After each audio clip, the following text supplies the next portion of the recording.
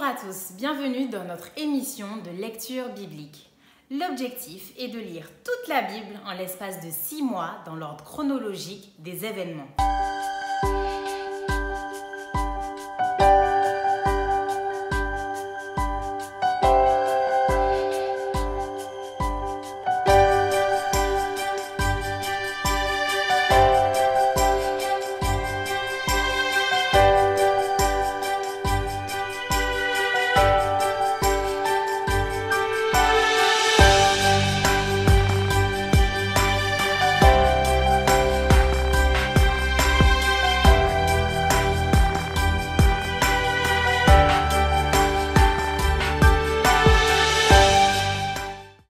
Suivre ce plan en cliquant sur le lien dans la description. N'hésitez pas à vous abonner à notre chaîne YouTube Evry.Adventiste afin de recevoir les nouvelles vidéos de lecture. Aujourd'hui, nous allons lire le livre de Job des chapitres 14 à 20. Job chapitre 14. L'homme naît de la femme. Sa vie est courte, sans cesse agitée. Il naît, il est coupé comme une fleur. Il fuit et disparaît comme une ombre. Et c'est sur lui que tu as l'œil ouvert, et tu me fais aller en justice avec toi. Comment, d'un être souillé, sortira-t-il un homme pur? Il n'en peut sortir aucun. Si ses jours sont fixés, si tu as compté ses mois, si tu en as marqué le terme qu'il ne saurait franchir, détourne de lui les regards et donne-lui du relâche, pour qu'il ait au moins de la joie du mercenaire à la fin de sa journée. Un arbre a de l'espérance. Quand on le coupe, il repousse. Il produit encore des rejetons. Quand sa racine a vieilli dans la terre, quand son tronc meurt dans la poussière, il reverdit à l'approche de l'eau. Il pousse des branches comme une jeune plante. Mais l'homme meurt et il perd sa force. L'homme expire. Et où est-il? Les eaux des lacs s'évanouissent, les fleuves tarissent et se dessèchent. Ainsi, l'homme se couche et ne se relèvera plus. Il ne se réveillera pas tant que les cieux subsisteront. Il ne sortira pas de son sommeil.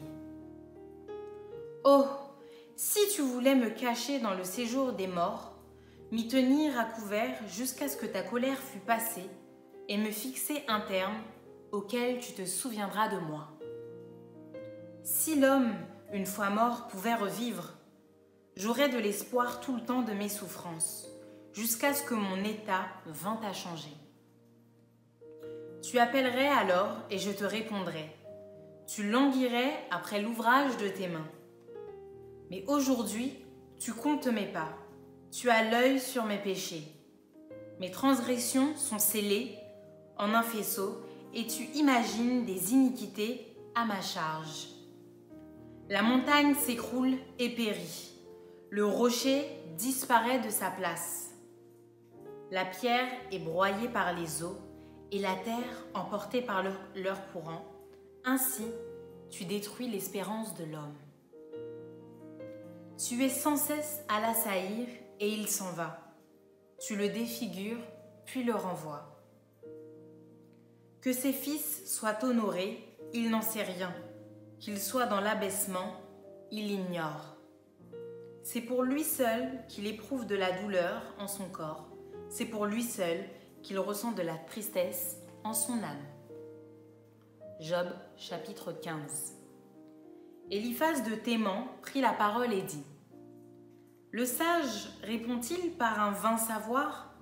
Se gonfle-t-il la poitrine du vent d'Orient? Est-ce par d'inutiles propos qu'il se défend? Est-ce par des discours qui ne servent à rien? Toi, tu détruis même la crainte de Dieu. Tu anéantis tout mouvement de piété devant Dieu. Ton iniquité dirige ta bouche et tu prends le langage des hommes rusés. Ce n'est pas moi, c'est ta bouche qui te condamne. Ce sont tes lèvres qui déposent contre toi. Es-tu né le premier des hommes? As-tu été enfanté avant les collines? As-tu reçu les confidences de Dieu? As-tu dérobé la sagesse à ton profit? Que sais-tu que nous ne sachions pas? Quelle connaissance as-tu que nous n'ayons pas? Il y a parmi nous des cheveux blancs, des vieillards, plus riches de jours que ton père. Tiens-tu pour peu de choses les consolations de Dieu et les paroles qui doucement se font entendre à toi? Où ton cœur t'entraîne-t-il et que signifie ce roulement de tes yeux? Quoi? C'est contre Dieu que tu tournes ta colère et que ta bouche exhale de pareils discours? Qu'est-ce que l'homme pour qu'il soit pur? Celui qui est né de la femme peut-il être juste? Si Dieu n'a pas confiance en ses saints, si les cieux ne sont pas purs devant lui, combien moins l'être abominable et pervers l'homme qui boit l'iniquité comme l'eau? Je vais te parler. Écoute-moi. Je te raconterai ce que j'ai vu. Ce que les sages ont fait connaître, ce qu'ils ont révélé, l'ayant appris de leur père. À eux seuls appartenait le pays, et parmi eux, nul étranger n'était encore venu. Le méchant passe dans l'angoisse tous les jours de sa vie, toutes les années qui sont le partage de l'impie. La voix de la terreur retentit à ses oreilles. Au sein de la paix, le dévastateur va fondre sur lui. Il n'espère pas échapper aux ténèbres. Il voit l'épée qui le menace. Il court çà et là pour chercher du pain. Il sait que le jour des ténèbres l'attend. La détresse et l'angoisse l'épouvante. Elle l'assaille comme un roi prêt à combattre. Car il a levé la main contre Dieu, il a bravé le Tout-Puissant. Il a eu l'audace de courir à lui sous le dos épais de ses boucliers. Il avait le visage couvert de graisse, les flancs chargés d'embonpoint. Et il habite des villes détruites, des maisons abandonnées sur le point de tomber en ruine. Il ne s'enrichira plus, sa fortune ne se révélera pas, sa prospérité ne s'éteindra plus sur la terre. Il ne pourra se dérober aux ténèbres, la flamme consumera ses rejetons et Dieu le fera périr par le souffle de sa bouche. S'il a confiance dans le mal, il se trompe, car le mal sera sa récompense. Elle arrivera devant le terme de ses jours et son rameau ne verdira plus. Il sera comme une vigne dépouillée de ses fruits encore verts, comme un olivier dont on a fait tomber les fleurs. La maison de l'impie deviendra stérile, et le feu dévorera la tente de l'homme corrompu. Il conçoit le mal et il enfante le mal. Il mûrit dans son sein des fruits qui le trompent. Job, chapitre 16. Job prit la parole et dit : J'ai souvent entendu pareille chose. Vous êtes tous des consolateurs fâcheux. Quand finiront ces discours en l'air? Pourquoi cette irritation dans tes réponses? Moi aussi, je pourrais parler comme vous, si vous étiez à ma place. Je vous accablerais de paroles. Je secouerais sur vous la tête. Je vous fortifierais de la bouche. Je remuerais les lèvres pour vous soulager. Si je parle, mes souffrances ne seront point calmées. Si je me tais, en quoi seront-elles moindres? Maintenant, hélas, il m'a épuisé. Tu as ravagé toute ma maison. Tu m'as saisi pour témoigner contre moi. Ma maigreur se lève et m'accuse en face. Il me déchire et me poursuit dans sa fureur. Il grince des dents contre moi. Il m'attaque et me perce de son regard. Il ouvre la bouche pour me dévorer. Il m'insulte et me frappe les joues. Ils s'acharnent tous après moi. Dieu me livre à la merci des impies. Il me précipite entre les mains des méchants. J'étais tranquille et il m'a secoué. Il m'a saisi par la nuque et m'a brisé. Il a tiré sur moi comme à un but. Ses traits m'environnent de toutes parts et il me perce les reins sans pitié. Il répand ma bile sur la terre. Il me fait brèche sur brèche. Il fond sur moi comme un guerrier. J'ai cousu un sac sur ma peau, j'ai roulé ma tête dans la poussière. Les pleurs ont altéré mon visage. L'ombre de la mort est sur mes paupières. Je n'ai pourtant commis aucune violence, et ma prière fut toujours pure. Ô terre, ne couvre point mon sang, et que mes cris prennent librement leur essor. Déjà maintenant, mon témoin est dans le ciel, mon témoin est dans les lieux élevés. Mes amis se jouent de moi, c'est Dieu que j'implore avec larmes. Puisse-t-il donner à l'homme raison contre Dieu et au Fils de l'homme contre ses amis? Car le nombre de mes années touche à son terme et je m'en irai par un sentier d'où je ne reviendrai pas. Job chapitre 17. Mon souffle se perd, mes jours s'éteignent, le sépulcre m'attend. Je suis environnée de moqueurs et mon œil doit contempler leur insulte. Sois auprès de toi-même ma caution, autrement, qui répondrait pour moi? Car tu as fermé leur cœur à l'intelligence, aussi ne les laisseras-tu pas triompher. On invite ses amis au partage du butin, et l'on a des enfants dont les yeux se consument. Il m'a rendu la fable des peuples, et ma personne est un objet de mépris. Mon œil est obscurci par la douleur, tous mes membres sont comme une ombre. Les hommes droits en sont stupéfaits, et l'innocent se soulève contre l'impie. Le juste néanmoins demeure ferme dans sa voie. Celui qui a les mains pures se fortifie de plus en plus. Mais vous tous, revenez à vos mêmes discours et je ne trouverai pas un sage parmi vous. Quoi? Mes jours sont passés? Mes projets sont anéantis, les projets qui remplissaient mon cœur. Et ils prétendent que la nuit, c'est le jour, que la lumière est proche quand les ténèbres sont là. C'est le séjour des morts que j'attends pour demeure. C'est dans les ténèbres que je dresserai ma couche. Je crie à la fosse. Tu es mon père, et au vert, vous êtes ma mère et mes sœurs. Je crie à la fosse. Tu es mon père, et au vert, vous êtes ma mère et ma sœur. Mon espérance, où donc est-elle? Mon espérance, qui peut la voir? Elle descendra vers les portes du séjour des morts quand nous irons ensemble reposer dans la poussière. Job chapitre 18. Bildad de Suac prit la parole et dit: Quand mettrez-vous un terme à ces discours? Ayez de l'intelligence, puis nous parlerons. Pourquoi sommes-nous regardés comme des bêtes? Pourquoi ne sommes-nous à vos yeux que des brutes?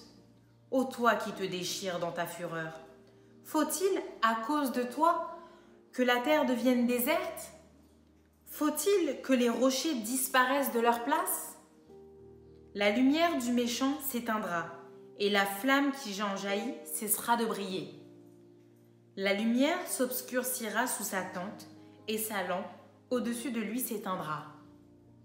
Ses pas, assurés, seront à l'étroit. Malgré ses efforts, il tombera. Car il met les pieds sur un filet, il marche dans les mailles. Il est saisi au piège par le talon, et le filet s'empare de lui. Le cordeau est caché dans la terre, et la trappe est sur son sentier. Des terreurs l'assiègent, l'entourent, le poursuivent par derrière. La faim consume ses forces, la misère est à ses côtés.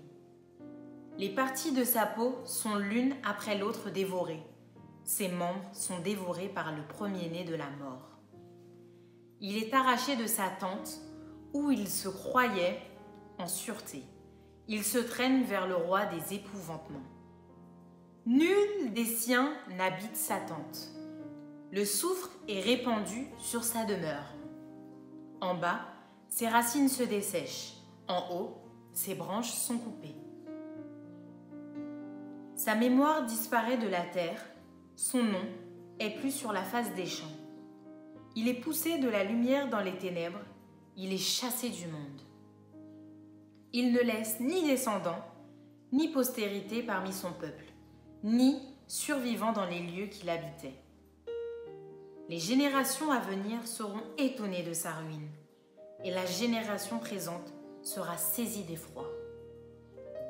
Point d'autre destinée pour le méchant, point d'autre sort pour qui ne connaît pas Dieu. Job, chapitre 19.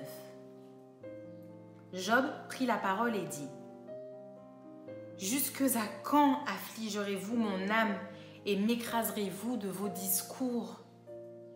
Voilà 10 fois que vous m'outragez. N'avez-vous pas honte de m'étourdir ainsi ? Si réellement j'ai péché, seul j'en suis responsable. Pensez-vous me traiter avec hauteur ? Pensez-vous démontrer que je suis coupable ? Sachez alors que c'est Dieu qui me poursuit et qui m'enveloppe de son filet. Voici, je crie à la violence, et nul ne répond. J'implore justice, et point de justice. Il m'a fermé toute issue, et je ne puis passer. Il a répandu des ténèbres sur mes sentiers. Il m'a dépouillé de ma gloire, il a enlevé la couronne de ma tête. Il m'a brisé de toutes parts, et je m'en vais. Il a arraché mon espérance comme un arbre. Il s'est enflammé de colère contre moi. Il m'a traité comme l'un de ses ennemis. Ses troupes se sont de concert mises en marche. Elles se sont frayées leur chemin jusqu'à moi. Elles ont campé autour de ma tente. Il a éloigné de moi mes frères et mes amis se sont détournés de moi. Je suis abandonnée de mes proches. Je suis oubliée de mes intimes. Je suis un étranger pour mes serviteurs et mes servantes. Je ne suis plus à leurs yeux qu'un inconnu. J'appelle mon serviteur et il ne répond pas. Je le supplie de ma bouche et c'est en vain. Mon humeur est à charge à ma femme et ma plainte au fils de mes entrailles. Je suis méprisée même par des enfants. Si je me lève, je reçois leurs insultes. Ceux que j'avais pour confidents m'ont en horreur. Ceux que j'aimais se sont tournés contre moi. Mes os sont attachés à ma peau et à ma chair. Il ne me reste que la peau des dents. Ayez pitié de moi, vous mes amis, car la main de Dieu m'a frappée. Pourquoi me poursuivre comme Dieu me poursuit ? Pourquoi vous montrer insatiable de ma chair ? Oh ! Je voudrais que mes paroles fussent écrites, qu'elles fussent écrites dans un livre. Je voudrais qu'avec un burin de fer et avec du plomb, elles fussent pour toujours gravées dans le roc. Mais je sais que mon Rédempteur est vivant et qu'il se lèvera le dernier sur la terre. Quand ma peau sera détruite, il se lèvera. Quand je n'aurai plus de chair, je verrai Dieu.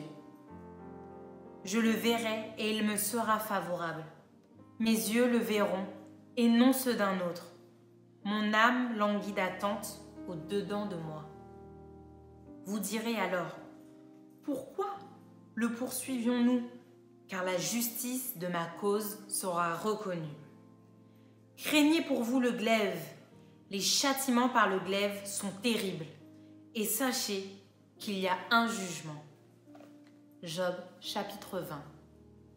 Sophar de Naama prit la parole et dit : Mes pensées me forcent à répondre, et mon agitation ne peut se contenir. J'ai entendu des reproches qui m'outragent. Le souffle de mon intelligence donnera la réplique. Ne sais-tu pas que de tout temps, depuis que l'homme a été placé sur la terre, le triomphe des méchants a été court et la joie de l'impie momentanée ? Quand il s'élèverait jusqu'aux cieux et que sa tête toucherait aux nues, il périra pour toujours comme son ordure. Et ceux qui le voyaient diront : Où est-il ? Il s'envolera comme un songe et on ne le trouvera plus. Il disparaîtra comme une vision nocturne. L'œil qui le regardait ne le regardera plus. Le lieu qu'il habitait ne l'apercevra plus. Ses fils seront assaillis par les pauvres et ses mains restitueront ce qu'il a pris par violence. La vigueur de la jeunesse qui remplissait ses membres aura sa couche avec lui dans la poussière. Le mal était doux à sa bouche, il le cachait sous sa langue. Il le savourait sans l'abandonner. Il le retenait au milieu de son palais. Mais sa nourriture se transformera dans ses entrailles. Elle deviendra son corps un venin d'aspic. Il a englouti des richesses, il les vomira. Dieu les chassera de son ventre. Il a sucé du venin d'aspic. La langue de la vipère le tuera. Il ne reposera plus ses regards sur les ruisseaux, sur les torrents, sur les fleuves de miel et de lait. Il rendra ce qu'il a gagné et n'en profitera plus. Il restituera tout ce qu'il a pris et n'en jouira plus. Car il a opprimé, délaissé les pauvres. Il a ruiné des maisons et ne les a pas rétablies. Son avidité n'a point connu de borne, mais il ne sauvera pas ceux qu'il avait de plus cher. Rien n'échappait à sa voracité, mais son bien-être ne durera pas. Au milieu de l'abondance, il sera dans la détresse. La main de tous les misérables se lèvera sur lui. Et voici, pour lui remplir le ventre, Dieu enverra sur lui le feu de sa colère et le rassasiera par une pluie de traits. S'il échappe aux armes de fer, l'arc des reins le transpercera. Il arrache de son corps le lait qui étincelle au sortir de ses entrailles et il est en proie aux terreurs de la mort. Toutes les calamités sont réservées à ses trésors. Il sera consumé par un feu que n'allumera point d'homme, et ce qui restera dans sa tente en deviendra la pâture. Les cieux dévoileront son iniquité, et la terre s'élèvera contre lui. Les revenus de sa maison seront emportés. Ils disparaîtront au jour de la colère de Dieu. Telle est la part que Dieu réserve aux méchants. Tel est l'héritage que Dieu lui destine.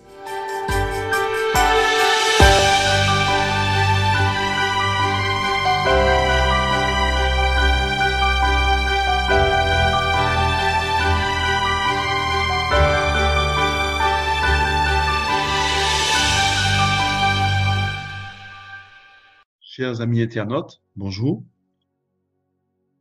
Aujourd'hui, nous allons nous pencher succinctement autour du chapitre 14, du chapitre 20, jusqu'au chapitre 20, du moins du livre de Job.